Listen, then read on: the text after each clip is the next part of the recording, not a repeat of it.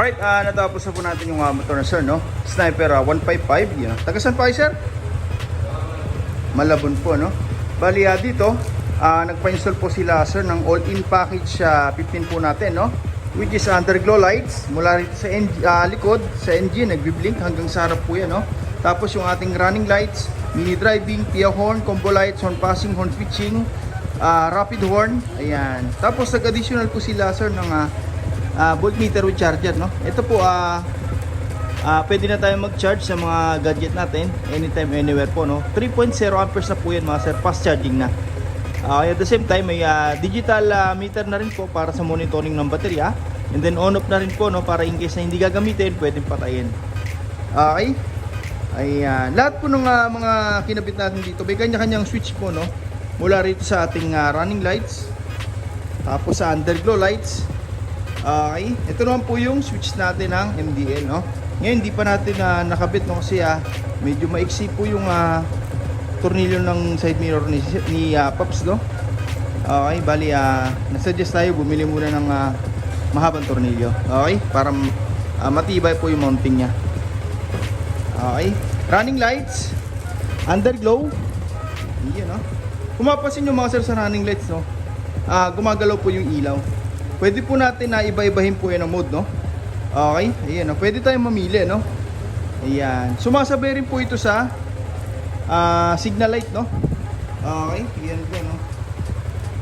Kabila naman, ayan. Okay, tapos pwede rin tayo mamili ng kulay. Pwedeng steady, kahit anong kulay. Magpalit man tayo ng decals ng motor, makukuha po natin yung pinakagusto nating kulay. Ayan, red, ice blue, yellow, and steady po yan, mga sir. Okay, sumasabay rin po yan sa signal light kahit sa hazard po, no? Okay, by the way, mga sir, hindi po tayo naglalagay ng running lights po rito sa ilalim ng upuan, no? May mga customer na po tayong galing ibang shop, tinatanggal po natin, pinapatanggal po nila. Okay, kasi mahihirapan po kasi yung susunod na gagawa, no? For example, magpapa-PMS tayo, papapalit tayo ng mga filter natin, air filter, fuel filter.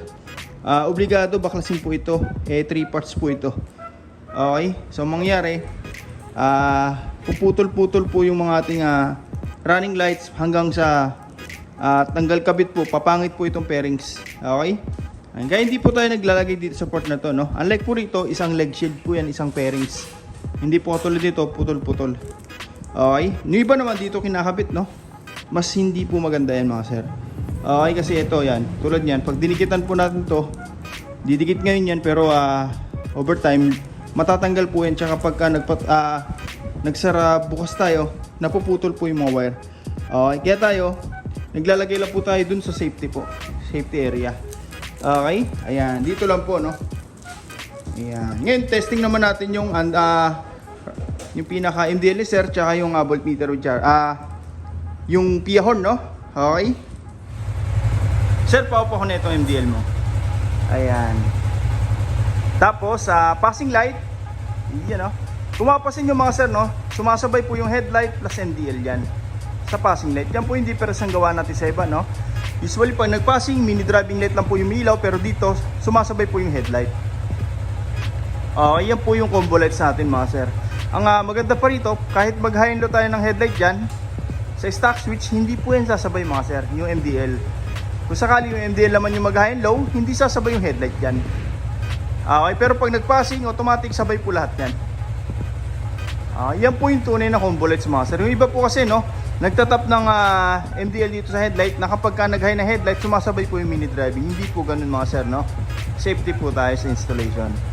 Magsasabay lang po siya pag passing light. Okay? Ang pinaka-purpose natin kaya pinagsabay po natin yung MDL plus headlight, para in case na nag-high tayo ng MDL, usually wala nang passing po yan, no? Dito merong headlight na magpapassing.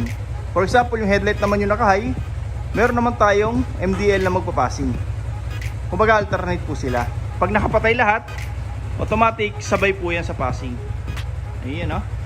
Okay. Sir, stock horn naman. Ayan, no? Sa stock horn, kung mapapansin nyo, wala pong umilaw, mga sir, no? Para in case na nagpa-registro tayo, wala tayong magiging violation. Wala rin pong rapid yan, mga sir. Stock horn nga ulit, sir. Sir, pa-activate naman ang loud horn. Okay, sa loud horn, doon na po yung ilaw yung MDL plus headlight. Okay, ayan. Hindi lang po basta loud horn, no? Nag-install din tayo ng rapid horn. Long press lang po natin yung horn switch, yung busina natin, magsusunod-sunod na po yan. Napakalakas, sir. Paunang MDL, pahay ng headlight. Check natin kung mayroon pa rin horn passing, no? Meron pa rin po yan. Rapid horn. Okay. Sir, passing light ng walong busina. Yun, pwede pa rin po yan. Pa-off naman lahat, sir. Tapos, passing light. Sabay po ulit yan. Okay. Check natin yung mga switch, no? Ayan. Naglagay po tayo dito ng passing switch, no? Hindi natin tinatap dito. Yung iba po kasi dito tinatap yung passing ng MDL. Okay. Okay naman siya. Pero pag nag-high po tayo ng headlight dyan, sumasabay po yung mini driving, which is bawal po sa LTO, no? So dito, MDL, high-low separately, headlight separately. Pag ito pinindot, automatic sabay po lahat. Okay, kumapasin yung mga sir serye natin, no? Napakaliwanag pa, pero MDL natin lumilitaw na po. Ito po yung high lumen sa atin na mini driving, no? Dahil pa po nito yung mga 60 watts. Okay, mas maliwanag po ito lalo pagka sa dilim na po. Okay, ayan.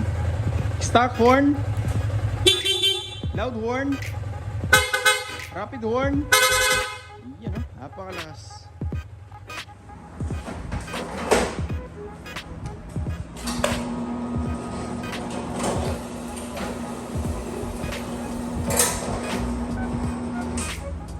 Sa mga gusto pong magpagawa, no, punta lang po kayo dito sa shop.